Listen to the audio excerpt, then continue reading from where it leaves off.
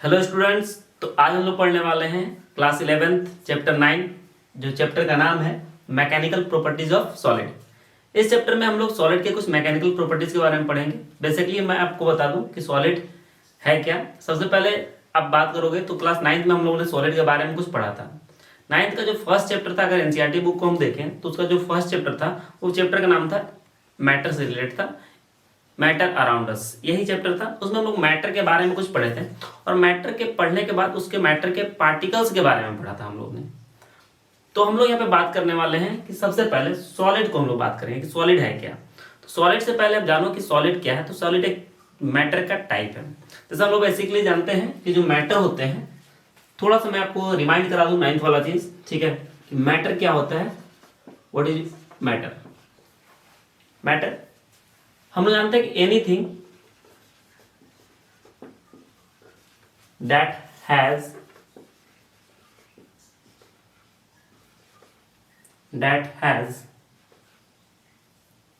mass and occupy some space called matter। बोल रहे क्या है, जो मैटर होता है कि कोई भी चीज जो कि कोई जगह लेता है और उसका कुछ मास या वॉल्यूम होता है, उसको हम लोग क्या बोलते हैं? मैटर बोलते हैं। यही बात था। अगर मैटर का थोड़ा और डिटेल हम जाए तो वहां पे आपको बताया गया था कि matter are made up of tiny particles. हम लोग बात करते हैं जो मैटर है वो क्या से बना हुआ है। The matter are made up of tiny particles, small particles called atom. तो हम लोग बोल सकते हैं कि matter are made up of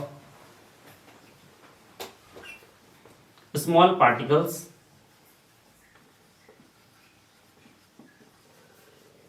called atom। और ये जो एटम होता है इतने स्मॉल होते हैं, इतने छोटे होते हैं कि इसको हम लोग नेकेड आई से नहीं देख सकते हैं। इसका जो रेडियस होता है एटम का वो लगभग नैनोमीटर में होता है, 10⁻⁹ मीटर का अप्रॉक्स होता है। तो ये चीज हम लोग 9th में पढ़ा था, ये चीज हमको 11th में नहीं पढ़ना। इसको मैं आपको रिमाइंड कराऊं ताकि आप क्या कर सको, इस चैप्टर से अपने आप को कनेक्ट कर सको।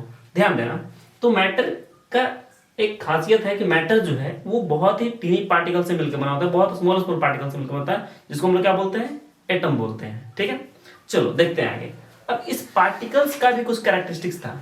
अब वो क्या क्या कैरेक्टरिस्टिक्स था, उसमें दो कैरेक्टरिस्टिक्स को मैं यहाँ पे लेने वाला हूं और दो कैरेक्टरिस्टिक हमारे बहुत इंपॉर्टेंट रोल प्ले करेंगे। अगर पहला कैरेक्टरिस्टिक बात करें हम मैटर का, तो हम लोग जानते हैं क्या कि particles of matter attract each other. ये बात आपने अट्रैक्ट ईच अदर,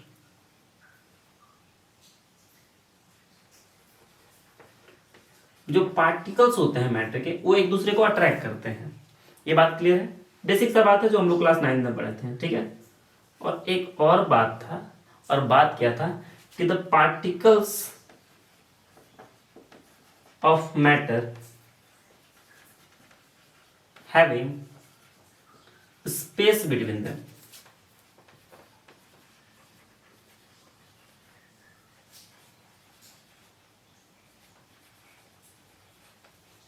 यही बात, दो बात हम लोग जानते थे। ठीक है, कब? क्लास 9th में। ये दो जो प्रॉपर्टी है, ये दो जो खासियत है, ये जो विशेषताएं हैं दो, वो मैटर को डिटरमाइन करता है, बताता है कि जो मैटर है वो किस स्टेट में पाया जाएगा। जैसे हम लोग बात करें कि मैटर के बारे में हम लोगों ने कुछ और पढ़ा था कि मैटर को हम लोग जनरली 3 स्टेट में क्लासिफाई करते हैं। अब ये 3 स्टेट है वो उसके फिजिकल स्टेट पे होता है। फिजिकल स्टेट क्या है? फिजिकल अपीयरेंस पे बोल सकते हैं। तो हम लोग बात करें, थोड़ा सा मैं इसको इरेज करता हूं और यहां पे लिखता हूं कि जो मैटर है हमारे पास, मैटर, ये सब मैं आपको सिर्फ रिमाइंड कराने के लिए बात कर रहा हूं। ऐसा कोई पहले से इस सिलेबस में डिस्कस नहीं किया गया है 11th का, बस आपको कनेक्ट करने के लिए बात किया जा रहा है, इसको ध्यान दोगे। तो जो मैटर है उसके 3 स्टेट्स हैं।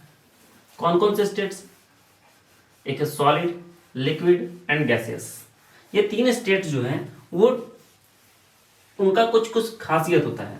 कुछ विशेषताएं होती है जिसको हम लोग देखने वाले हैं। चलो देखोगे, अगर स्टेट्स ऑफ मैटर का बात करें, स्टेट्स ऑफ मैटर, मैटर के 3 स्टेट्स होते हैं। कौन कौन? पहला होता है सॉलिड, दूसरा होता है हमारे पास लिक्विड, और तीसरा होता है गैस। यही 3 हमारे स्टेट हैं। अब कुछ ज्ञानी बाबा लोग बोले कि नहीं सर, 2 और मैटर का स्टेट होता है, एक प्लाज्मा, एक और बोस आइंस्टीन कंडेंसेट जो होता है उसको भी बोलेंगे, तो वो भी है, लेकिन मेनली हम लोग यहाँ पे 3 ही बात कर रहे हैं। आप लोग जानते हैं, अच्छी बात है। सॉलिड का कुछ प्रॉपर्टी था, हम लोग पढ़े थे सॉलिड का कुछ प्रॉपर्टी। क्या प्रॉपर्टी है जानते हैं? चलो देखो, सॉलिड का 2 बात चीज जो बहुत इंपॉर्टेंट है, इसका फिक्स्ड शेप होता है सबसे पहली बात, और फिक्स्ड वॉल्यूम होता है। सॉलिड का फिक्स्ड शेप होता है और फिक्स्ड वॉल्यूम होता है, ये बात तो हम लोगों को क्लियर है। दूसरी बात की जो हम लोग बात की कि जो फोर्स होता है पार्टिकल्स के बीच में सॉलिड के, वो बहुत ज्यादा हाई होता है। ठीक है, तो हम लोग यहाँ पे बोल सकते हैं कि फोर्स ऑफ अट्रैक्शन जो होता है, force of attraction between 2 particles या बिटवीन पार्टिकल्स क्या होता है? वेरी हाई होता है, बहुत ज्यादा होता है। ठीक है, एक चीज और हम लोग जानते हैं कि इसके पार्टिकल्स के बीच में स्पेस बहुत कम होता है। ठीक है, जो स्पेस बिटवीन पार्टिकल्स होता है, स्पेस बिटवीन पार्टिकल्स, वो क्या होते हैं? ये बहुत कम होते हैं, very low as compare to liquid and gases. ये बात हम लोग जानते हैं। अच्छा, हम लोग ये बात क्यों कर रहे हैं? क्योंकि हमको यार सॉलिड से रिलेटेड चैप्टर पढ़ना है। थोड़ा सा लिक्विड का अगर बात कर ले हम, तो लिक्विड में कुछ नहीं, जो इसका शेप होता है, वो शेप जो है वो फिक्स्ड नहीं होता है, फिक्स्ड नहीं होता है, शेप जो है वो फिक्स्ड नहीं होता है, नॉट फिक्स शेप। आ रहा है, not fix shape, not fix होता है। लेकिन इसका वॉल्यूम फिक्स होता है। वॉल्यूम क्या होता है? फिक्स्ड होता है। ठीक है, देखो आप इस सारे चीज को केमिस्ट्री में पढ़े हुए, और यहाँ पे आपको मैं फिजिक्स में पढ़ा रहा हूँ। गैसेस का बात करें तो ना इसके पास शेप फिक्स्ड है, नॉट फिक्स्ड शेप है, और ना ही फिक्स्ड वॉल्यूम है इसका। ये 2 बातें गैसेस के बारे में हमको याद रखना है। ठीक है, अभी हम लोग बात कर रहे हैं सॉलिड का, the mechanical property of solid. Next chapter में हम लोग बात करेंगे the mechanical property of liquids, या फ्लूइड बोलते हैं उसको। ठीक है, फ्लूइड का। तो ये कुछ बातें हैं जो हम लोग को पहले से पता है, हम लोग 9th क्लास में ही इसको जानते थे। ठीक है, तो हम लोग जो बात करने वाला है यहाँ पे, वो बात क्या करने वाले हैं कि सॉलिड से 2-3 चीज बातें हमको समझ में आती है कि सॉलिड का फिक्स्ड शेप होता है और फिक्स्ड वॉल्यूम होता है। तो यहाँ पे सॉलिड का क्या मैकेनिकल प्रॉपर्टी हो, सॉलिड कैसे बिहेव करता है हमारे फिजिकल नेचर में, उसी को हम लोग बात करने वाले हैं इसमें, इस चैप्टर में कि क्या है। चलो, तो इतना बात पहले की बात थी, कोई नया बात था नहीं, तो इसको हम लोग इरेज करते हैं और आगे बढ़ते हैं। यहाँ पे बात होती है सॉलिड की। तो सॉलिड हमारा वो मैटर है या वो टाइप का मैटर है जिसका एक फिक्स शेप होता है। क्या होता है? फिक्स शेप होता है। फिक्स शेप के अलावा फिक्स वॉल्यूम भी होता है, लेकिन हमको यहाँ मतलब है फिक्स शेप से। ठीक है, चलो एक और कॉन्सेप्ट है जो इस चैप्टर में थोड़ा हमको जानना जरूरी है, ताकि हम आगे बाकी की चीजों को सही से समझ सकें। जब आप लोगों ने रोटेशनल पढ़ा होगा या आप जब पढ़ोगे रिजिड बॉडी वाला, तो एक रिजिड बॉडी नाम का टर्म आता है हमारे पास, रिजिड बॉडी। रिजिड बॉडी से आप क्या समझते हो? ठीक है, तो रिजिड बॉडी हम लोग एक चीज को मान लेते हैं, जैसे कि अगर कोई बॉडी है जिसपे कोई फोर्स का असर नहीं आता है, मतलब उस पे फोर्स लगता है लेकिन उसके शेप एंड साइज में जो चेंजिंग नहीं आता है, तो उस टाइप के बॉडी को हम लोग बोल देते हैं क्या? Rigid body. ऐसा आपको पढ़ाया गया होगा कहाँ पे? रोटेशनल में, जो रिजिड बॉडी वाला चैप्टर है उसमें आपको पढ़ाया गया होगा। लेकिन ये जो है एक तरह का अजम्पशन है। फिजिकल नेचर में, फिजिकल वर्ल्ड में, रियल लाइफ में ऐसा नहीं होता है कि किसी भी सॉलिड बॉडी पे आप कोई फोर्स लगाओ और उसमें उसके शेप साइज में कोई चेंज ना हो, ऐसा होता नहीं है जनरली, लेकिन हम लोग वहां पे अज्यूम कर लेते हैं उस चीज को पढ़ने के लिए। अगर वहां पर नहीं पढ़ा है तो वहां पर थ्योरी जो है वो आप सही समझ नहीं पाओगे, तो सही से समझने के लिए उसको अज्यूम कर लिया जाता है। तो रिजिड बॉडी का कॉन्सेप्ट जो है, इस पे अगर कोई फोर्स लगे और उसके शेप एंड साइज में, मतलब उसके जो कॉन्फ़िगरेशन है, उसके जो बनावट है, उसमें अगर कोई चेंजिंग नहीं आती है, तो उस टाइप के बॉडी को हम लोग मान लेते हैं क्या, रिजिड बॉडी। लेकिन देखो एक्चुअली में रिजिड बॉडी कुछ होता नहीं है। मतलब कि हमको कहना यह है कि जो भी दुनिया में चीजें हैं वो रिजिड नहीं होती है, उस पर जब फोर्स लगता है तो उसका कुछ न कुछ असर उस पर दिखता है। और यही यहाँ पे बात करेंगे कि क्या असर होता है। तो रिजिड बॉडी टर्म है जिसके पे कोई फोर्स लगने के बाद, कोई एक्सटर्नल फोर्स लगने के बाद उसके शेप एंड साइज में कोई चेंजिंग नहीं आती है, उसी को हम लोग क्या बोलते हैं, रिजिड बॉडी। बस इतना जान लेना है, लेकिन ऐसा नहीं होता है। चलो देखोगे, अगर हम बात करें एक सॉलिड का, ठीक है, सॉलिड का, अगर मान लीजिए सॉलिड है, एक सॉलिड है, मान लेते हैं ईंट है, ईंट जानते हो, ब्रिक, ईंट है, हिंदी में लिखता हूं मैं ईंट।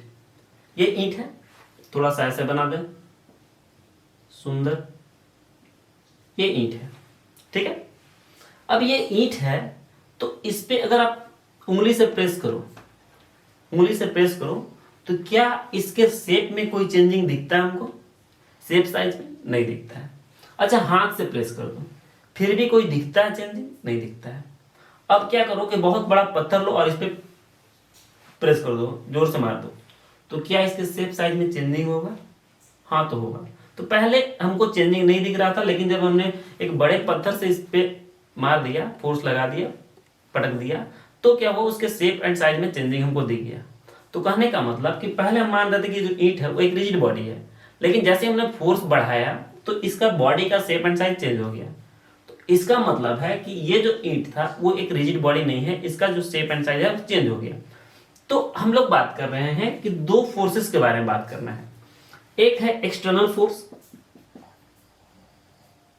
एक्सटर्नल फोर्स, और एक हमारा इंटरनल फोर्स। ये दो फोर्सेस के बारे में पढ़ने हैं।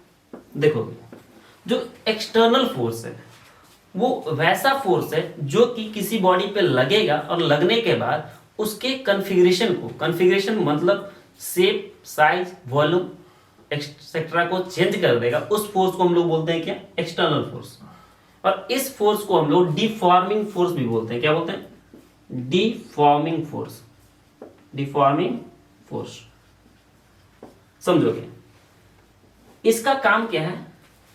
ये एक एक्सटर्नल फोर्स है जो कि किसी बाहर बॉडी पे लगता है और उसके शेप एंड साइज को चेंज करता है। तो हम लोग लिख सकते हैं यहां पे कि it applied on a body and change the configuration of, इसको मैं अभी मिटा दूं यहां से, change the configuration of body. Body के कॉन्फ़िगरेशन को चेंज करता है, डिफॉर्म करता है। फॉर्म मतलब जानते हो, FORM, फॉर्म, फॉर्म को मतलब बनना, और डी लगा दिया तो इसका निगेटिव होगा। डिफॉर्म मतलब इसको बिगाड़ना, ठीक है। तो जो इसके शेप साइज को बदल दे, यहां पे शेप और साइज लिख दे रहे हैं, शेप एंड साइज, इसको जो चेंज कर देता है उस फोर्स को हम लोग क्या बोलते हैं, डिफॉर्मिंग फोर्स। याद रखना है, इसको बोलते हैं डिफॉर्मिंग फोर्स। एक और होता है internal force, internal force.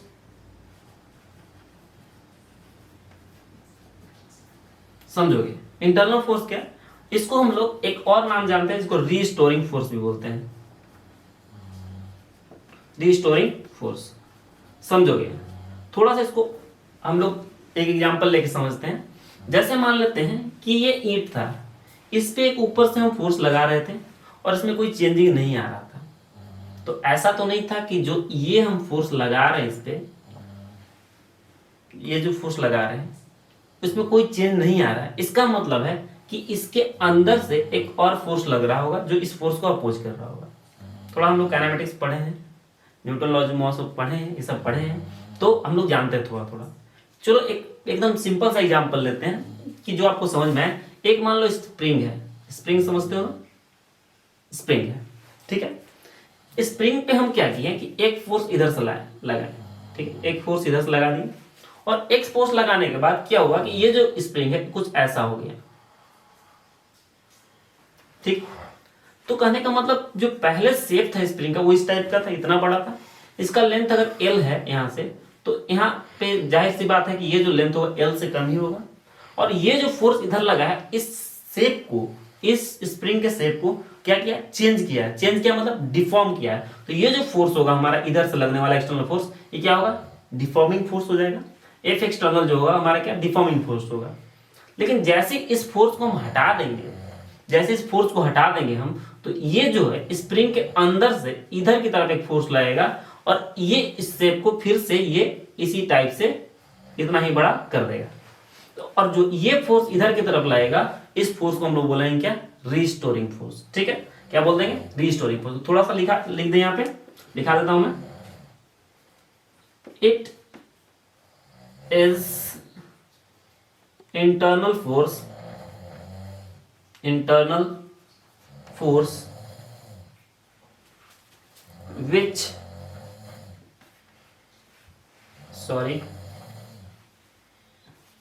which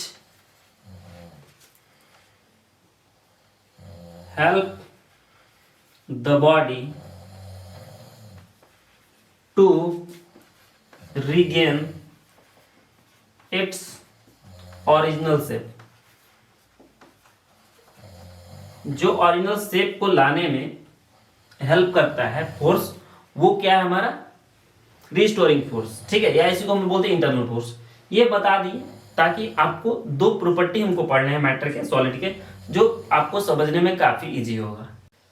तो आप लोग डिफॉर्मिंग फोर्स और रिस्टोरिंग फोर्स समझ गए होंगे। तो आगे बढ़ते हैं हम लोग, ठीक है। इसको समझाना इसलिए जरूरी था क्योंकि हमको कुछ प्रॉपर्टी समझाना है सॉलिड से रिलेटेड, तो ये आपको काम आने वाले हैं। जब तक आप इसको नहीं समझोगे वो प्रॉपर्टी को नहीं समझ पाओगे। चलो देखना, दो प्रॉपर्टी है सॉलिड के जिसके बारे में हमको इस चैप्टर में पढ़ना है। एक है इलास्टिसिटी और दूसरा है प्लास्टिसिटी।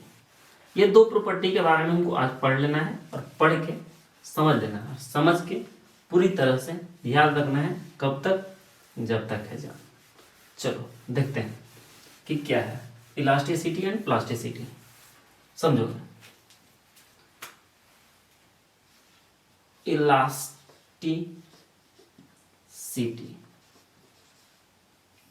इलास्टिसिटी क्या होता है समझोगे। तो इलास्टिसिटी सॉलिड का वो प्रॉपर्टी है जो कि अपने शेप को तुरंत गेन करना चाहता है, रीगेन करना चाहता है, ठीक है। मतलब कि अगर हम किसी बॉडी पे फोर्स लगाएं और फोर्स लगने के बाद अगर उसका कॉन्फ़िगरेशन, शेप, साइज चेंज होता है, तो उस सॉलिड का प्रॉपर्टी होता है कि वो अपने फिर से पुनः उसी शेप में आ जाए। इसी प्रॉपर्टी को हम लोग बोलते हैं क्या, इलास्टिसिटी। जैसे मान लो कि एक रबर है, रबर को खींच कर लंबा करो, लंबा करने के बाद छोड़ दो, तो फिर से रबर जो है अपने पुराने वाले स्टेज में आ जाता है, पुराने वाले लेंथ पे आ जाता है। तो ये जो प्रॉपर्टी है रबर का, उसको हम क्या बोलते हैं, इलास्टिसिटी। सही है। तो हम लोग बोल सकते हैं, इसका एक डिफिनेशन छोटा सा लिख सकते हैं इलास्टिसिटी का, ठीक है, कि व्हेन, या बोल सकते हैं द प्रॉपर्टी ऑफ, ऐसे लिख लेते इसको, the property of solid by which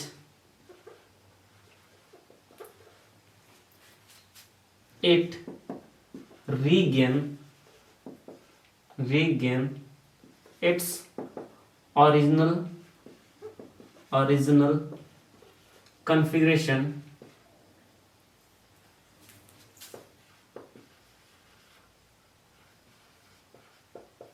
when deforming force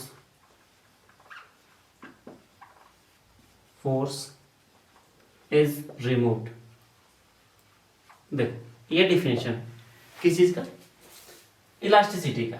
एक और डिफिनेशन है, उसको भी लिख लेते हैं कि the property of solid by which it regain the original shape और size when the deforming force is removed called elasticity. अगर मान लेते हैं कि एक स्प्रिंग है, पहले मैंने एग्जांपल दिया, एक स्प्रिंग है ये, ठीक है, इस पे एक इधर से मान लो एक तरफ से फिक्स है, ये वहां पे नहीं बताया था मैंने, एक तरफ से फिक्स है और इसको हमने इधर से एक क्या दिया, डिफॉर्मिंग फोर्स दिया। तो ये जो होगा वो कुछ हद तक दब जाएगा, ठीक है, कुछ हद तक दब जाएगा और ये इसका शेप कुछ ऐसा हो जाएगा, छोटा हो जाएगा, ये पास पास हो जाएगा। जब तक ये फोर्स यहाँ से हटता नहीं है तब तक ये जो स्प्रिंग है अपने ओरिजिनल शेप में नहीं आ सकता है। तो हम बोल रहे हैं क्या कि इसको जब फोर्स को हम यहाँ से हटा दिए तो ये जो स्प्रिंग है फिर से अपने ओरिजिनल शेप में आ गया। तो आया इसलिए क्योंकि इसका प्रॉपर्टी था, ये जो सॉलिड है, स्प्रिंग एक तरह का सॉलिड बॉडी होता है, ठीक है, एक सॉलिड है जिसको हम लोग, स्प्रिंग ही में नहीं, ये हर चीज में होता है, ठीक है, आपको बताया जाएगा। स्प्रिंग में जब फोर्स लगाया जो भी सॉलिड है उसमें होता है, ठीक है, इसमें जब फोर्स लगाया तो ये डिफॉर्मिंग फोर्स है, इसके शेप को चेंज किया। इस फोर्स को जब तक हम नहीं हटाएंगे तब तक इसमें फिर से ओरिजिनल शेप रीगेन नहीं कर पाएगा। तो इसीलिए लिखा हुआ है यहाँ पे कि the property of solid by which it regain its original configuration when deforming force is removed. जब डिफॉर्मिंग फोर्स को हटा देते हैं तो क्या होता है कि अपने से ओरिजिनल शेप में आ जाता है। इसी को हम लोग क्या बोलते हैं, इलास्टिसिटी, ठीक है, क्या बोलते हैं, इलास्टिसिटी। और जो मटेरियल इलास्टिसिटी प्रॉपर्टी शो करते हैं उसको हम बोलते हैं परफेक्टली इलास्टिक बॉडी बोलते हैं। परफेक्टली इलास्टिक दूसरा हो जाएगा, ठीक है। बोलता है क्या, एक बात और लिख लें हम लोग यहाँ पे, द मटेरियल या the matter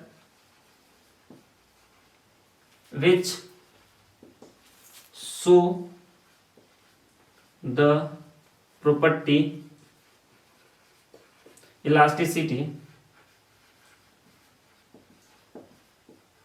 called elastic body।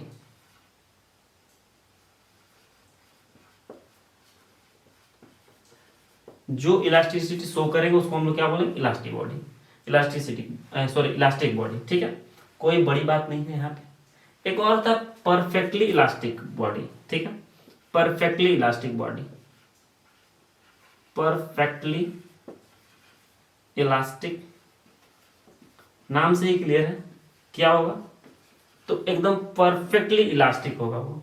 मतलब कि वैसा मटेरियल जिसको हम लोग एक डिफॉर्मिंग फोर्स देंगे और डिफॉर्मिंग फोर्स देने के बाद वो जो होगा पूरी तरह से अपने ओरिजिनल फॉर्म में आ जाएगा, ओरिजिनल शेप, ओरिजिनल कॉन्फ़िगरेशन को अटेंड कर लेगा। उस टाइप का हम लोग बॉडी को, उस टाइप के हम लोग सॉलिड को बोल देंगे क्या, परफेक्टली इलास्टिक बॉडी, ठीक है। तो हम लोग बोल सकते हैं कि if a body regain its original shape और original configuration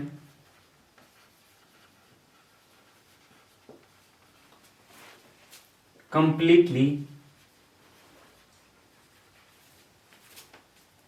when deforming force is removed, called perfectly elastic body। अगर हम लोग बात कर लें परफेक्टली इलास्टिक बॉडी के एग्जांपल का, तो एक होता है क्वार्ट्ज।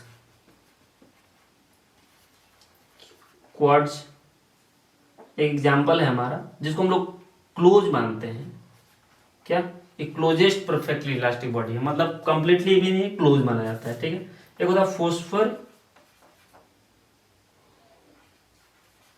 ब्रॉन्ज, ये दोनों जो हैं क्या है, क्लोजली इलास्टिक बॉडी है, ये भी परफेक्टली नहीं, क्लोजली है, परफेक्टली इलास्टिक क्लोजली होते हैं, ठीक है। तो ये हमारा इलास्टिसिटी और परफेक्ट इलास्टिक बॉडी, ठीक है, परफेक्टली इलास्टिक बॉडी। तो समझ में आ गया होगा, इसको हम लोग इरेज करते हैं, आगे बढ़ते हैं, ठीक है।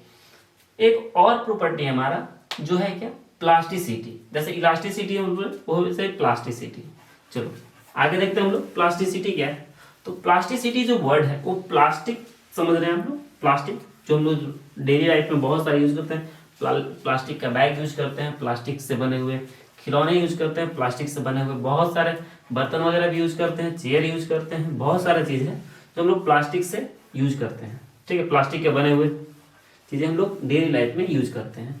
समझोगे, प्लास्टिक का मतलब होता है जो कभी चेंज ना हो। प्लास्टिक का मतलब होता है जो नॉट चेंजेबल, जो चेंज नहीं होता है, ठीक है, जिसको या फिर चेंज होने में बहुत सारा टाइम लग जाता है। जो चेंज नहीं होता है उसको हम लोग क्या बोलते हैं, प्लास्टिक बॉडी, ठीक है।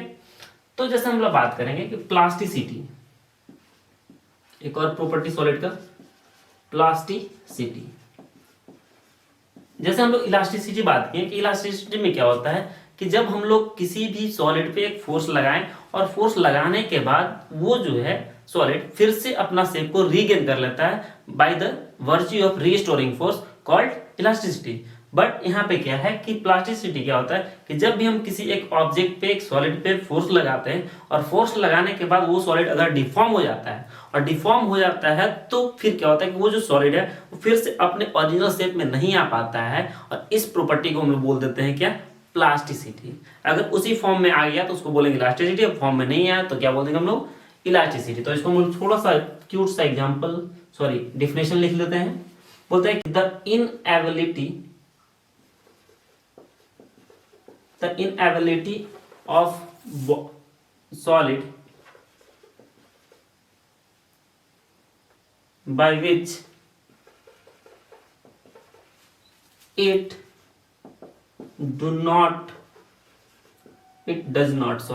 does not regain its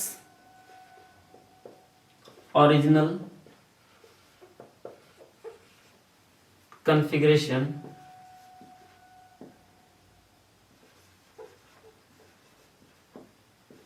after removal of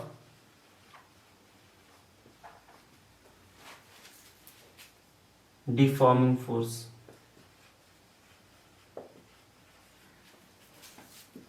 देखो क्या है कि अगर हम लोग डिफॉर्मिंग फोर्स को हटा भी दें तो क्या होता है कि उसके बॉडी में वो ओरिजिनल शेप को नहीं ले आ पाता है, और ये जो इनएबिलिटी है, ये जो प्रॉपर्टी है, ठीक है, इसी को हम लोग क्या बोलते हैं, प्लास्टिसिटी। जैसे आप बात करोगे, ठीक है, जैसे हमने क्या किया कि एक रॉड लिया, ठीक है, रॉड लिया, इस रॉड को पूरा टेढ़ा कर दिया, इसको ऐसे कर दिया हमने, ठीक है, तो क्या फिर से अपना ये शेप गेन कर लेगा, नहीं कर पाएगा, ठीक है। तो इस टाइम पे इसको हम लोग क्या बोलेंगे, प्लास्टिक बॉडी, इस टाइम पे बोलेंगे। चलो इसको छोड़ दो, इसको प्लास्टिक बॉडी बोलेंगे, लेकिन फिर समझना, मान लो हम लोग घर में आटा जानते हैं, रोटी बनाने वाला आटा, मान लो आटा, एक आटा का गोला लिए जिससे हमको रोटी बनाना है, इस पे हमने एक इधर से हाथ से दबा दिया और इसको बना दिया कुछ ऐसा, इधर से दबा दिया, तो क्या छोड़ देने के बाद आटा फिर से ऐसा ऐसा गोला हो जाता है, नहीं होता है। जब नहीं होता है इसका मतलब है कि इस बॉडी पे अगर हम यहाँ से एक डिफॉर्मिंग फोर्स लगाते हैं और इसका कॉन्फ़िगरेशन चेंज होता है, कॉन्फ़िगरेशन चेंज होने के बाद ये जो ऑब्जेक्ट है वो इनेबल है, इसके पास एबिलिटी नहीं है कि ये फिर से अपना शेप को रीगेन कर सके, और इस प्रॉपर्टी को हम लोग क्या बोलते हैं, प्लास्टिसिटी। और जो इस प्रॉपर्टी, जो ये प्रॉपर्टी जिस ऑब्जेक्ट में, जिस बॉडी में पाया जाता है, उस बॉडी को हम लोग बोलते हैं क्या, प्लास्टिक बॉडी, ठीक है, क्लियर है। आप लोगों ने प्लास्टिक सर्जरी का नाम सुना होगा, इसका मतलब होता है कि ऐसा सर्जरी जो परमानेंट होता है। तो ये भी जो है डिफॉर्मिंग फोर्स जो आएगा, शेप जब चेंज करेगा तो शेप को क्या कर देगा, परमानेंट चेंज कर देगा, उसको फिर से रिस्टोर नहीं कर पाएगा, इसमें रिस्टोरिंग फोर्स नहीं लाएगा, उसको रिस्टोर नहीं कर पाएगा। तो ये था हमारा इलास्टिसिटी और प्लास्टिसिटी। अगर प्लास्टिक बॉडी बोले तो वैसा बॉडी जिसमें प्लास्टिसिटी प्रॉपर्टी देखने को हमको मिलता है उसको हम लोग क्या बोलते हैं, प्लास्टिसिटी, ठीक है। एग्जाम्पल और भी बहुत सारा ले सकते हैं। अगर हम बात करें कि दो ऑब्जेक्ट आपको दे दिया जाए, दो ऑब्जेक्ट दे दिया जाए, एक दे दिया हम रबर और एक दे दिया हम स्टील, और बोला जाएगा कि ये दोनों में मोर इलास्टिक कौन है, which of the following is the more elastic, ठीक है। तो ये आपका होमवर्क, ठीक है, आप इसका पता करके रखोगे और कौन इसमें मोर इलास्टिक है। अगर आपको पता चल जाए तो आप नीचे कमेंट करके हमको बताओगे, और इसके बाद हम लोग आगे वीडियो में करेंगे, ठीक है। आगे जो हमको जानना है वो कुछ स्ट्रेस, स्ट्रेन और भी बहुत सारी चीजें हैं, तो अगले वीडियो में हम लोग stress, type of stress, strain and type of strain का बात करेंगे, ठीक है। तो आज के लिए बस इतना ही, मिलेंगे हम लोग नेक्स्ट वीडियो में। That's all, thank you for the day.